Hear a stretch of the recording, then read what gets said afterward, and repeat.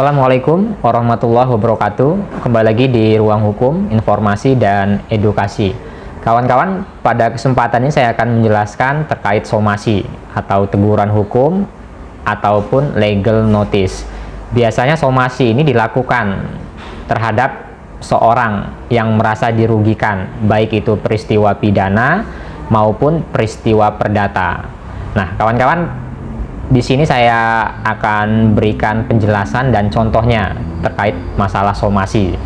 Kalau di dalam hukum perdata, kawan-kawan, somasi ialah untuk memberikan kesempatan kepada pihak calon tergugat untuk berbuat sesuatu atau menghentikan suatu perbuatan sebagaimana tuntutan pihak penggugat.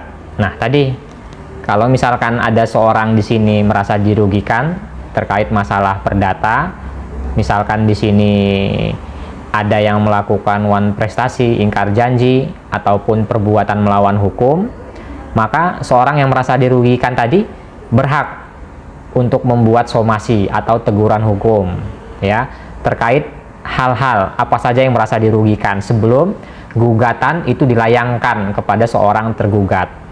Nah, kalau misalkan pidana di sini, kawan-kawan, ketika seorang di sini merasa dirugikan juga terkait peristiwa pidana, apakah namanya dicatut, misalkan disampaikan di publik, ternyata catutan nama tersebut ya atau peristiwa pidana tersebut itu tidak benar, misalkan ada fitnah di sini atau tadi disiarkan pernyataan yang tidak benar dan seterusnya apa saja, maka seorang yang merasa dirugikan tadi bisa melakukan somasi terhadap seseorang tersebut yang mencatut namanya atau tadi yang membuat fitnah atau kegaduhan dan seterusnya. Nah, itu yang dimaksud dengan somasi. Jadi kalau di dalam pidana, ketika seorang itu sudah melakukan somasi, ia kan melakukan teguran hukum atau legal notice tadi, maka seorang yang disomasi tadi wajib menjawabnya.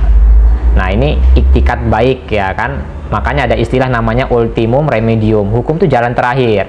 Sebelum seorang tersebut melaporkan ya kejadian tersebut kepada pihak yang berwajib, maka dia melakukan somasi dulu, meminta penjelasan, klarifikasi, menyuruh seorang tersebut ya melakukan permintaan maaf kepada seorang yang dirugikan tersebut. Nah, itu kalau di dalam pidana ya boleh melakukan somasi kepada seorang yang melakukan perbuatan merugikan tersebut. Nah, kalau dalam perdata itu ada terkait masalah misalkan wan prestasi ya maupun perbuatan melawan hukum. Artinya tadi di sini baik kreditur atau debitur, misalkan ada yang tidak memenuhi prestasinya, kewajibannya, atau di sini melakukan wan prestasi atau ingkar janji, maka seorang tadi penggugat di sini, calon penggugat di sini boleh melakukan somasi dahulu, baru melakukan gugatan ke pengadilan. Nah, itu ya kawan-kawan. Terus juga kawan-kawan perlu diperhatikan. Jadi di dalam tujuan somasi ini yaitu bagus, yaitu baik isinya.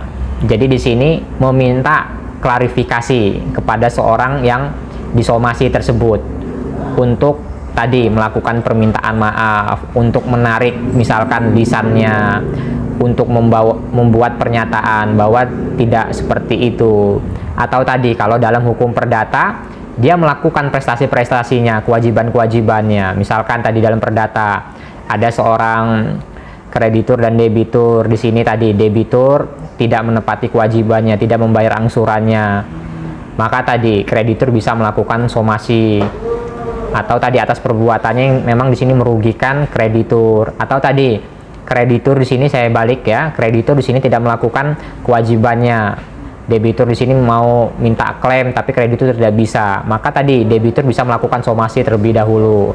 Atau tadi perdata sangat banyak ya, misalkan perjanjian-perjanjian sewa menyewa ya kan, atau tadi dalam bisnis dan seterusnya.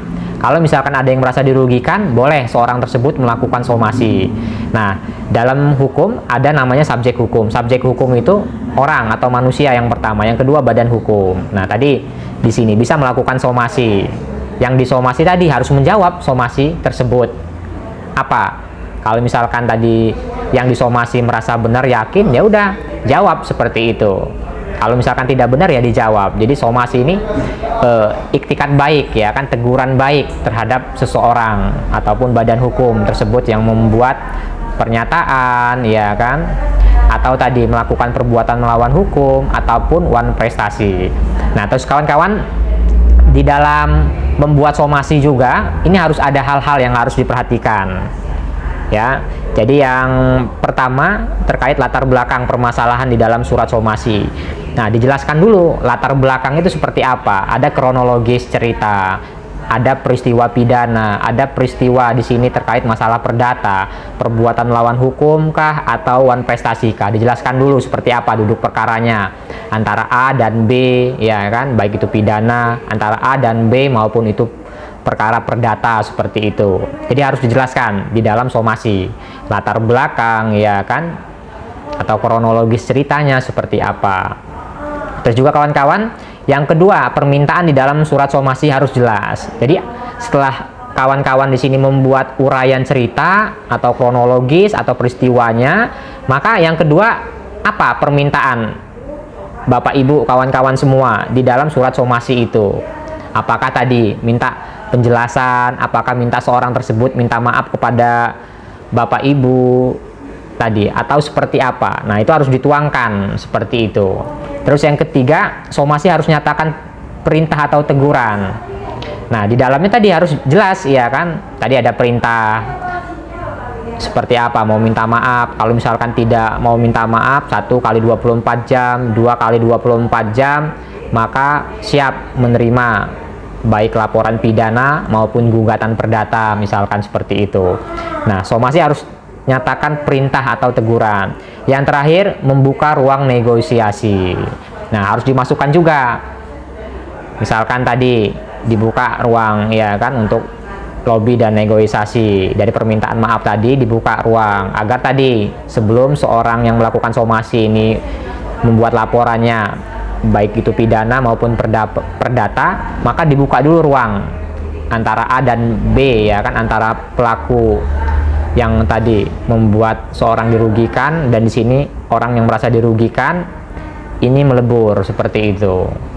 Nah, jadi itu kawan-kawan ya, somasi itu yaitu teguran hukum atau legal notice kepada seorang yang melakukan perbuatan melawan hukum atau orang yang di sini melakukan perbuatan yang merugikan seseorang. Maka seorang yang merasa dirugikan ini boleh melakukan somasi, baik somasi tersebut ya kan, surat teguran hukum tersebut atau legal notice tersebut dibuat sendiri maupun oleh tadi kuasa hukumnya.